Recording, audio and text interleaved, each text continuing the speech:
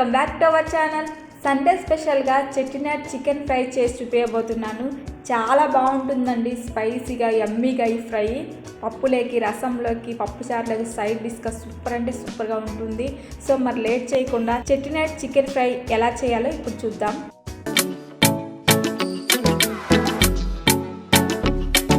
ప్యాన్లో 8 ఎండుమిర్చి, 1 table spoon ధనియాలు, 1 టీ స్పూన్ మిరియాలు, 1 టీ స్పూన్ జీలకర్ర, 1 నల్ల యాలక్కాయ, 2 ఇంచుల దాల్చిన చెక్క యాడ్ చేసి వీటిని ఫ్రై చేసుకోవాలి.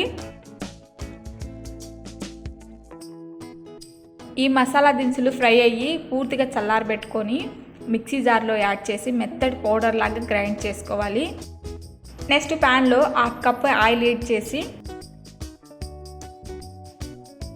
1/2 కప్పు ఉల్లిపాయ ముక్కలు, కొద్దిగా కరివేపాకు యాడ్ చేసి ఉల్లిపాయ ముక్కలు లైట్గా కలర్ చేంజ్ అయ్యే వరకు ఫ్రై చేసుకోవాలి.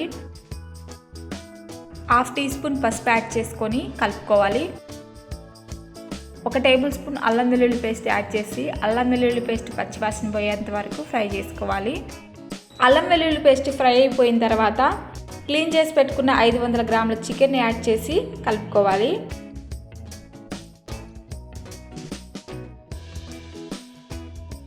చికెన్ అంతా మిక్స్ చేసుకున్న తర్వాత టేస్ట్కి తగినంత salt, 1 table spoon Kashmiri red chilli powder add చేసి చికెన్కి పట్టేలా కలిపి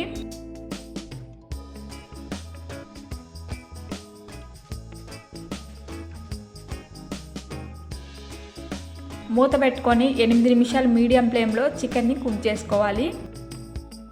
8 నిమిషాల తర్వాత మూత ఓపెన్ చేసి చికెన్ అంతా కలుపుకోవాలి. సో అప్పటికే చికెన్ అంతా కుక్ అయిపోయి ఉంటుంది.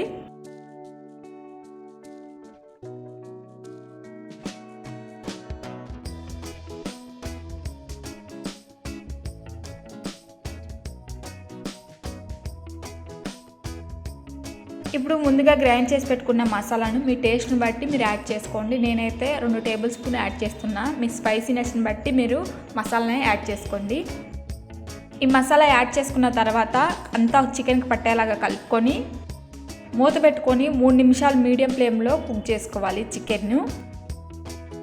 3 నిమిషాల తర్వాత చికెన్కి మసాలా అంతా పట్టి స్మెల్ అయితే అదిరిపోతుంటుంది.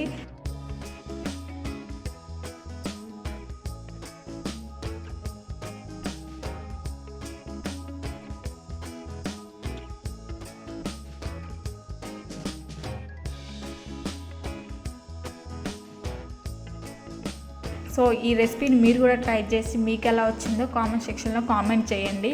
మా ఫేస్బుక్ పేజ్ని, ఇన్స్టాగ్రామ్ని ఫాలో అవ్వండి. Please subscribe our channel. ఇంకొక రెసిపీతో మళ్ళీ కలుద్దాం. అంతవరకు enjoy your food, enjoy your life. Bye bye.